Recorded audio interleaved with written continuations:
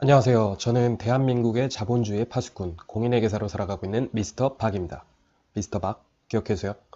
오늘은 앞선 영상에서 말씀드렸듯이 미스터 박의 회계 원리도 아닌 기초회계 1편, 재무상태표 보기에 대한 영상을 준비해 보았습니다. 자, 그럼 시작해 보겠습니다. 우선 회계는 제가 지난 영상에서 말씀드렸듯이 돈이 수반되는 모든 사건의 기록이라고 했습니다. 그럼 회계에서 재무제표는 무엇이냐? 일종의 성적표라고 보시면 됩니다. 회사가 없어지기 전까지 끝없이 평가를 받는다고 봅시다. 그럼 그 지표를 보고 정보 이용자들이 평가를 할 텐데요. 지표 중 하나 오늘은 재무제표, 재무상태표에 대해 알아보도록 하겠습니다. 자, 재무상태표란 무엇이냐? 제가 PDF 파일 하나를 준비했습니다. 보시면서 이야기해 보도록. 제가 영상을 찍기 위한 목적으로 작성해 본 가상의 재무상태표입니다. 보면 되게 어렵게 생겼지만 간단해요. 재무상태표 제 초반 영상에서 간단히 말씀드렸었는데 재무상태표는 성적표를 받는 그날을 기준으로 이 회사의 누적 득점 합계를 보여주는 표라고 보시면 됩니다. 자, 보시면 이 표의 상단에 3기하고 17년 말이 써 있고 4기하고 18년 말이라고 써 있어요.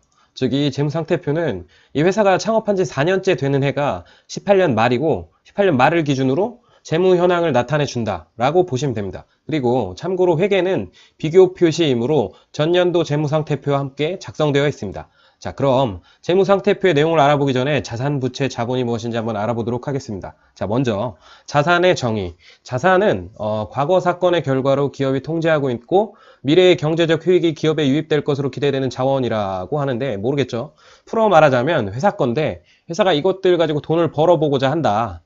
그 것들이라고 합니다. 쉽게 말해서 현금이 있거나 뭐 땅이나 건물, 뭐 특허권 이런 것들로 돈 벌 수 있겠죠. 그런 겁니다. 이게 자산이에요. 내 거. 자, 그럼 다음 부채. 부채란 무엇이냐? 과거 사건에 의해서 발생했으며 미래의 경제적 효익을 갖는 자원이 기업으로부터 유출됨으로써 이행될 것으로 기대되는 현재 의무를 말한다는데 쉽게 말하면 부채는 그냥 과거에 이 회사가 무언가 행동을 해서 돈이 나가기로 예정돼 있는 것이라고 보면 됩니다. 아직은 아니지만 뭐 나갈 돈들인 거죠. 그리고 자본. 자본은 무엇일까요? 이게 자본은 기업의 자산에서 모든 부채를 차감한 후에 자녀 지분이라고 한다라고 하는데 쉽게 말해서 자산 중에서 부채가 아닌 걸 자본이라고 보시면 돼요. 그러니까 뭐 집을 샀는데 은행 대출을 절반 받았어요. 근데 절반은 은행 거지만 절반은 내 거잖아요. 근데 집 전체는 자산, 절반은 은행 부채, 절반은 자본이라고 보면 돼요. 진짜 내 돈. 그래서 순자산이라고 합니다. 보통 회계에서는 총 어쩌고 하고 순 어쩌고가 있는데 총 어쩌고는 뺄 게 남아있는 어떤 지표로 보시면 되고 순 어쩌고는 다 빼고 남은 어떤 지표라고 보시면 됩니다. 자, 그럼 자산, 부채, 자본을 아셨으니까 재무상태표를 한번 살펴보도록 하시죠. 저는 자산부터 부채, 자본까지 쭉 순서대로 설명 들어보도록 할게요. 설명드리기에 앞서서 유동과 비유동이 뭔지 그 차이에 대해서 먼저 설명하고 갈게요. 자, 비유동. 비유동이란 무언가의 행동이 일어나기까지 1년이 넘게 남은 것을 말합니다. 부채면 나갈 돈이 최소한 1년 뒤에 나가는 거죠. 기준 시점은 12월 말이고. 자, 비유동 부채라고 해서 최소한 1년 후에 나갈 돈인데 1년 이내에 나갈 돈이 유동부채랑 구분을 합니다. 자산도 역시 똑같아요. 자녀 만기 기준으로 나눠줬다고 보시면 됩니다. 정보 이용자들의 편의를 위해서 뭐 좀 더 구분해둔 거죠. 세그멘테이션. 자, 그럼 이제 제가 작성한 재무상태표를 한번 살펴보도록 하죠. 먼저 유동자산. 유동자산에는 현금 및 현금성 자산이 있습니다. 그냥 현금 같은 거예요. 우리가 들고 있는 현금. 그리고 은행에 뭐 예치해둔 예금 같은 거 바로바로 바꿔서 쓸 수 있는 돈인 거죠. 그게 현금성 자산이라고 해요. 그리고 회사의 유동성을 볼 수 있는 거죠. 그래서 이게 현금 및 현금성 자산이 많으면 이 회사는 무언가 투자를 할 여력 같은 것도 있는 거고 부채 같은 거를 갚을 여력도 있다고 보시면 됩니다. 그리고 단기금융상품. 이거는 그냥 1년 이내에 회사가 가지고 있는 1년 이내에 돌아오는 그런 금융상품 같은 거예요. 은행에 보면 상품이 엄청 많잖아요. 그중에 예금 같은 현금성 자산의 요건에 해당 안 되는 애들이 이 단기 금융상품이라고 보면 돼요. 자, 그리고 정확한 건 생략할게요. 그 다음 매출채권. 매출채권은 회사가 장사를 해서 받을 돈이 생긴 걸 말합니다. 정확히는 물건을 주고 아직 못 받은 돈이에요. 이게 많으면 안 좋겠죠. 작년도랑 비교를 하면 180에서 200, 20 늘었죠. 작년보다 더 돈을 못 받고 있는 거예요. 이게 차이가 크면 클수록 안 좋은 거겠죠. 손익계산서랑 같이 봐야 더 정확히 볼 수 있는데 채권이 늘어나는 건 좋지 않습니다. 장사 잘해서 물건 줬는데 상대 거래처에서 돈을 못 주고 있으니까 유동성이 안 좋은 거래처랑 거래관계를 맺고 있는데 우리 매출만 많고 이 채권이 많으면 별로 좋진 않은 거죠. 계속 할게요. 기타 채권. 미수금이나 미수수익 등이 있는데 역시 받을 돈, 아직 못 얻은 수익, 말 그대로입니다. 그런 것들이 있는 건데요. 세부 계정은 설명 생략토록 하겠습니다. 자, 그 다음에 재고자산 보시죠. 재고자산이 있다는 거는 이 회사가 물건을 파는 회사라는 게 더 확실하다는 겁니다. 그래서 재고자산 회사가 영업활동을 해서 이 물건 팔아서 하는데 그 물건을 지칭하는 거죠. 재고자산이 없는 회사도 있어요. 요새 뭐 물건 안 파는 서비스업 같은 게 있을 수도 있겠죠. 자, 재고자산 한번 볼까요? 작년보다 100이 늘었어요. 200에서 300. 안 좋은 거예요. 물건이 안 팔려서 작년보다 창고에 100이 더 쌓였다는 말입니다. 채권도 늘고 재고도 쌓이고 안 좋죠. 계속 갈게요. 이제는 비유동자산.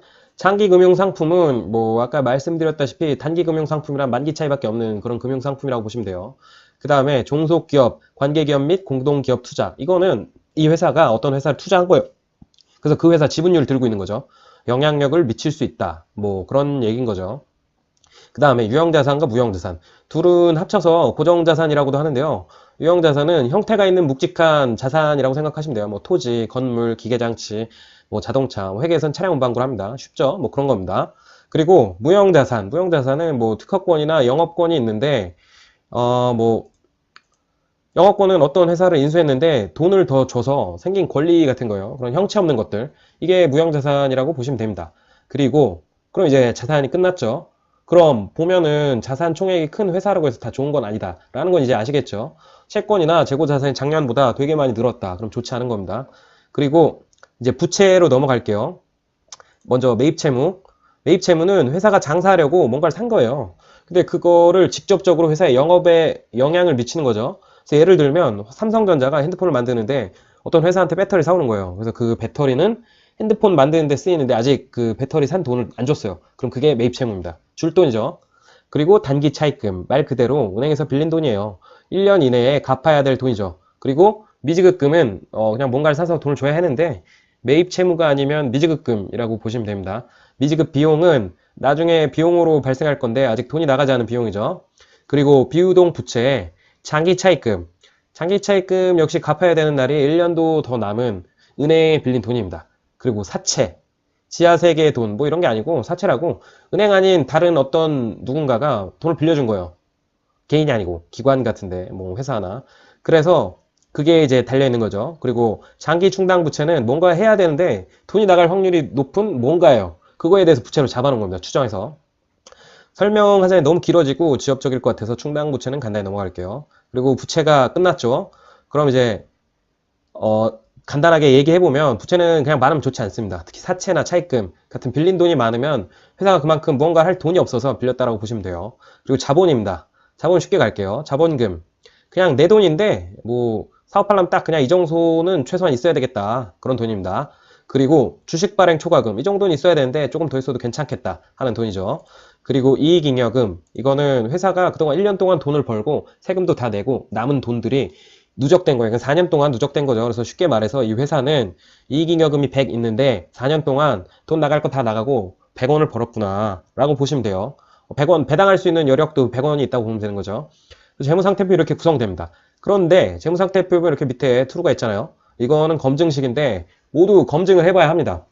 과연 부채가 자본이랑 합친 게 자산이 맞는지 그걸 확인하는 거예요. 자본의 정의가 자산 빼기 부채니까요. 이 정도로 재무상태표를 알아보면 될 오늘은 간단히 재무상태표를 훑어보면서 어떤 회사가 어려운 회사인지 좋은 회사인지를 알아봤는데요. 제가 만든 이 재무상태표의 XXX 주식회사는 지금 어려워지는 중 같네요. 돈이 회수가 잘 안 되고 물건은 안 팔리고 돈도 없어서 빌리고 뭐 그런 회사인 거죠. 이렇게 회사에 대해서 알 수 있는 재무상태표를 알아보았고 이 영상을 아마도 회계사분들이랑 또 뭐 수험생분들을 제외하고는 그냥 알아두면 좋지 않을까 싶은 그런 영상이지 싶습니다. 주식하시는 분들이나 평소 회계에 대해 잘 모르시는 분들도 이 정도는 알아두면 분명 도움이 되지 않을까 싶습니다. 그러니 참고해 두시고 모르시는 부분이 있으시면 뭐 제게 댓글로 또는 오픈 카톡방에서 질문 주시면 제가 답변해 드리도록 할게요. 감사합니다. 오늘은 여기까지 하겠습니다. 지루한 영상 봐주셔서 감사합니다. 안녕.